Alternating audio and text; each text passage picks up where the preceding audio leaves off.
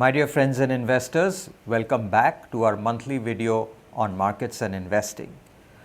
This month, we will be talking about the Union Budget, which was one of the most anticipated events after the elections. Well, the budget was very significant this time because it came specially after the election results. And as you all know, that while the NDA is back in power, the current government is back in power, and there is continuity in terms of the political dispensation, because the BJP did not get a majority on its own and has to rely on two important allies, which is the JDU in Bihar and Chandrababu Naidu in Andhra, there was an apprehension that will the government turn populist and will there be giveaways in this budget? Having said that, what did really happen? But before we get to that, what is important to note is that our macroeconomic situation has never been this good. The government this year in the budget had approximately 1,40,000 crores of extra money, and this money was largely due to a big dividend that they received from the Reserve Bank, higher dividends from the PSUs, and better tax collections. And therefore, everybody wanted to understand how is the government going to allocate this extra 1.4 lakh crores that it has in its kitty. And that's where the apprehension came, that will they fritter away this 1,40,000 crores in giveaways and populism, given the kind of mandate that the government got in these elections. So what really happened in the budget? Well, out of the 1.4 lakh crores, almost 70,000 crores of that went into reducing the fiscal deficit, right? And the fiscal deficit was expected to be somewhere in the region of 5 to 5.1% of GDP. But finally, when the numbers came, it was 4.9% of GDP. Now, what are the benefits of reducing the fiscal deficit, and why did the government choose to use a large part of that extra money that it had got in reducing the fiscal deficit? Well, A, it's good economics, but B, we believe that the government is sending a signal to the rating agencies that look, India is very serious about reducing the deficit and reducing the overall debt of the government. And the idea is that India is looking towards a better international credit rating. Now, if India's credit rating is improved, then the cost of borrowing would come down, and hence the cost of capital or interest rates, long-term interest rates in India would fall. And that would mean that money would get cheaper. And therefore, that is a big enduring benefit. So rather than looking at a short-term gain or a short-term political gain of saying, okay, I have some extra money, let me give it away and make people happy, I think the government was very strategic. They played a long game, and the idea was not just to benefit in the short run, but to do something which will benefit the country in the long run, create a long-term structural benefit. And therefore, this is a very positive and a welcome step that this money was used in reducing the deficit. The balance has gone as higher transfer to states, right? And we all know that a large part of this additional transfer to states, which is somewhere in the region of about 40,000 crores, has gone to Andhra and Bihar, right?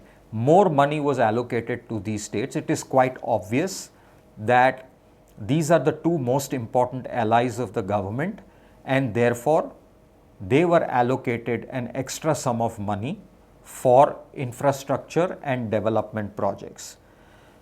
The other expectation was that In the interim budget before the elections, the government had talked about a capital expenditure budget of 11 lakhs 11,111 crores.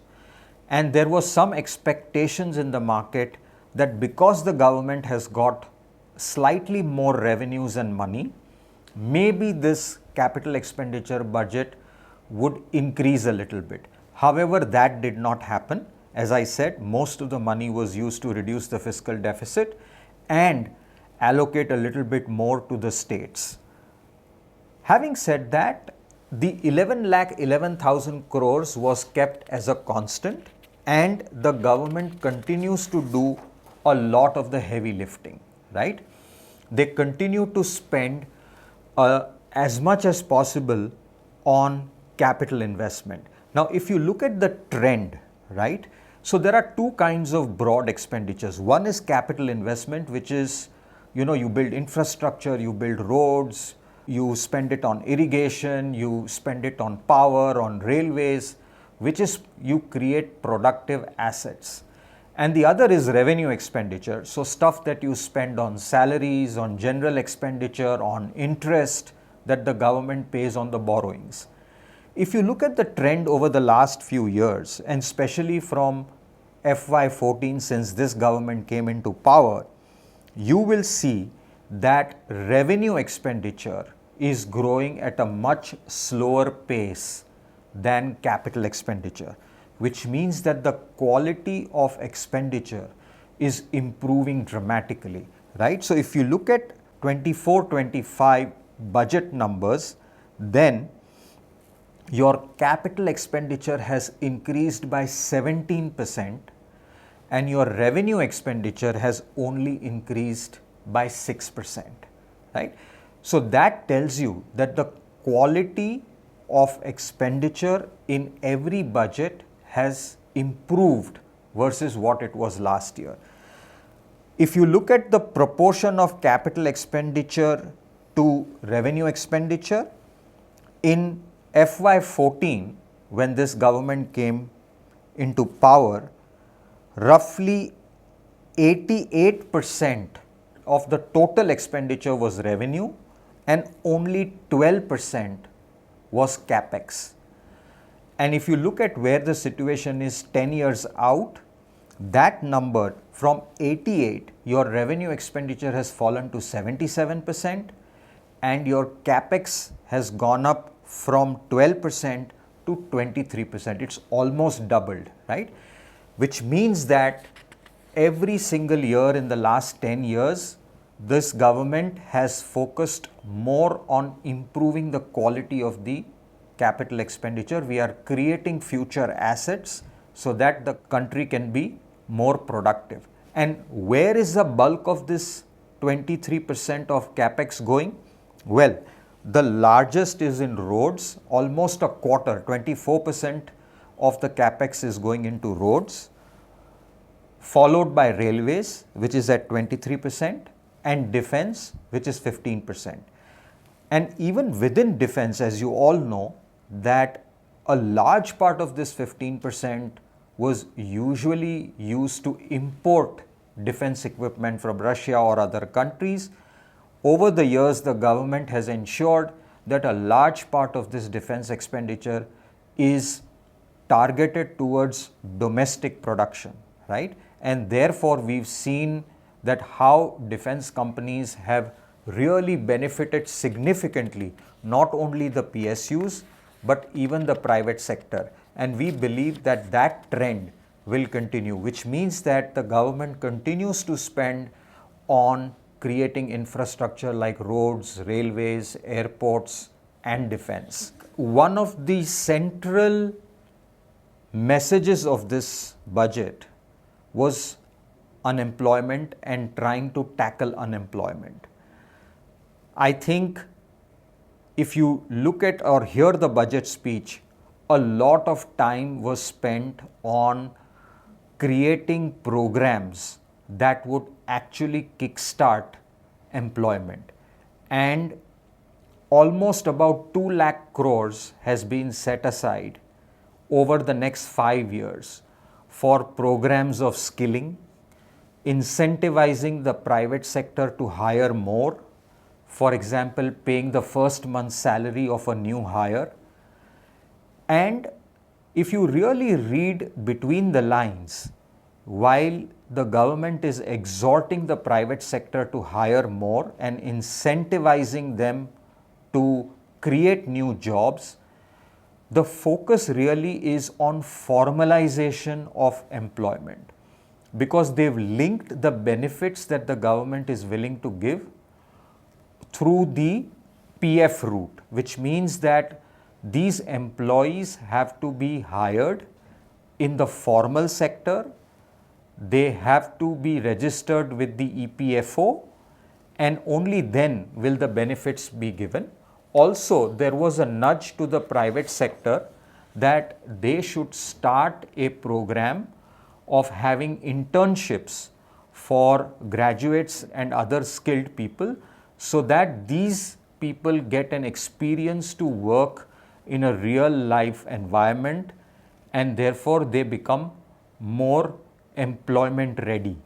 And therefore a large part of the focus of this budget was on skilling, creating employment, and also on spending on research and development in several scientific areas.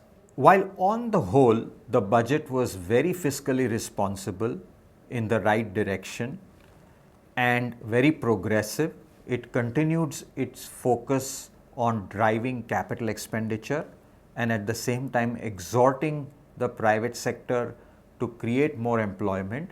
However, there was one thing which was a slight disappointment for investors and players in the capital markets, and that was the increase in capital gains tax, both short term and long term. The long term capital gains tax was increased from 10 to 12.5, and the short term capital gains tax was increased from 15 to 20. Now, as you all know, nobody likes to pay more taxes. However, having said that, the government did not just look at taxation on listed securities, but they simplified the tax rate across a range of asset classes, right? So they looked at listed equities, they looked at unlisted equities, they looked at gold, they looked at real estate, they looked at debentures, listed as well as unlisted, and they simplified the tax rates across the board. So for example, even in gold, they reduced the custom duty substantially, because there was an inverted duty structure in gold, whereby if you import jewelry, you paid lower custom duty, but if you imported gold, you paid a higher custom duty, which just doesn't make sense. And they actually achieved two objectives in one go. One is that by keeping custom duties very high on gold, you encourage smuggling. So by reducing custom duties, you greatly discouraged imports of gold via smuggling, and secondly, you made jewelry exports more competitive. On the real estate side, they removed the indexation, but they reduced the rate of long-term capital gains from 20 to 12.5%. Now, while this may result in higher taxation for properties that are very old, we do believe that for properties which are relatively bought recently or which may be bought in the future, there is a great incentive, because a 12.5% tax rate is lower than 20%. We believe that this will actually encourage sale of new property, because you now have a more competitive tax rate as far as property is concerned.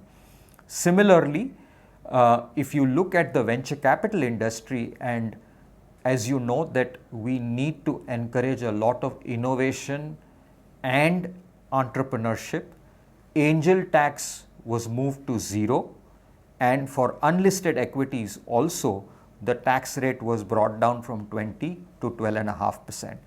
So if we look at just the listed equities, then probably one would think that the government has singled out the people in the listed markets, but that's not the case. There was an overall simplification of the capital gains tax regime across the board, across asset classes. And well, as it always happens, after the initial disappointment, I think the markets tend to adapt to the new rates and people move on. And I think that's exactly what has happened in our capital markets. There was an intraday deep correction and then the markets recovered after that. And I think the trend post that, as all of you would have seen, has been quite positive. So broadly speaking, we believe that the budget was very good. It was in the right direction. The quality of expenditure continues to improve, and the fiscal deficit, we are one of the very few countries, by the way, in the world where there is a clear path to reducing debt. Most other countries, especially the developed countries, are actually struggling with very high levels of debt. And while we may not understand the benefit of this in the short run, we believe that in the long run, this is very instrumental in attracting a lot of foreign capital, not only on the equity side, but also on the debt side, and structurally reduce the cost of capital in India. So on the whole, I would say that this was a positive event for the economy and the markets. I believe that from here on, the markets will move on and will focus on earnings, and therefore we believe that broadly speaking, this event risk is out of the way, and I think the continuity of reforms should continue. The focus on capital investment should continue. As I have said in the past, a lot of our portfolios across many strategies are focused on taking advantage of the fact that we are seeing a significant build out in infrastructure, a massive revival in manufacturing, a big revival in real estate, and we are on the right track. Our positioning seems to be bang on, and we look forward to the future with equal confidence. Thank you. Until the next month.